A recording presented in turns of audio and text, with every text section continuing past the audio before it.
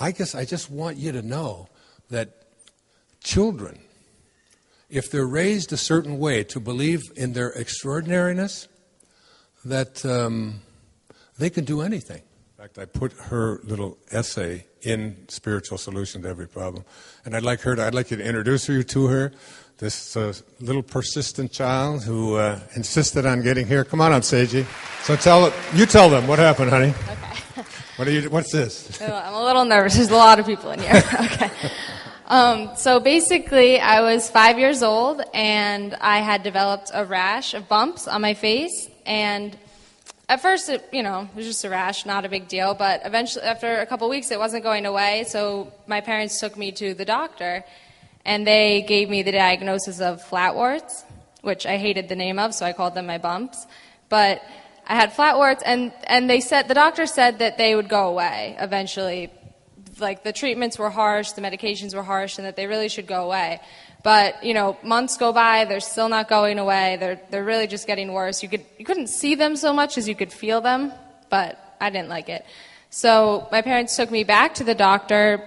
I think I had them for a total of like 2 years. Oh, yeah. And they were getting worse and worse, and you could see them, especially in the sunlight. So we went back to a doctor in Hawaii, because that's where we would spend our summers. And we went back to the doctor there, and this was after years of them not going away and people just telling me that they would. And the doctor said, all right, it's been a few years, and your options really come down to, we can burn them off, which will be painful, and you'll have scars for a few years. And he said, or we can, you can take an oral medication that will cause your face to turn red, and it will peel, and you have to stay out of the sun and all this. And we're in Hawaii, and I was like, no, that's not an option.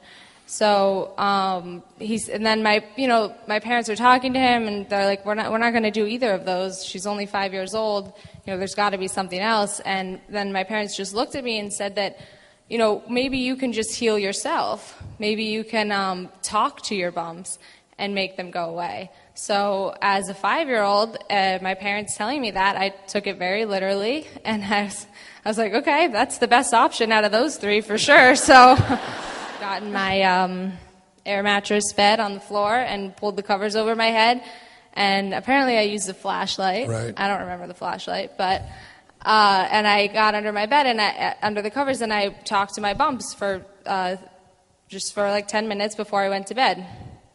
And then after doing that for 3 nights, then on the 4th night I got in bed to do it, and I reached up and I touched my face, and I was, oh my God, it's smooth. They're completely gone. So I jumped out of bed, I ran into my parents' bedroom and jumped in their bed, and they were reading, and I was like, you guys, they're gone. And I jumped, they felt my face, they were like, oh my God, they are gone. Like, no one could believe it. It was just 3 nights later when these had gotten to their worst point. They were all over my face. And then my dad asked me, what did you say to them? And I was embarrassed. I didn't want to tell them. I was like, I'm not telling. It's a secret, whatever. So, for about 5 more years, at first I'm being asked pretty much every hour, what did you say? All my siblings are asking me. I'm like, I'm not telling. It's a secret. And then, eventually they kind of gave up and stopped asking me. But just, when I was like, not that long ago, probably when I was 4 or 5 years ago, I came up again and I was like, okay, I'll tell you guys now. I'm a lot more mature. I'm ready to tell you. And I told my dad that I really just sent them love, and, in a child's voice, but I really just told my bumps, I said, I love you, and I appreciate you and what you're here for, but we can't be together anymore, and and you have to leave. And thank you. And I pictured them falling off my face as I remember the image of, I pictured myself walking down the sidewalk and them just falling off and having clear skin, and I imagined what it would feel like to have smooth skin on my face and so on. Yeah.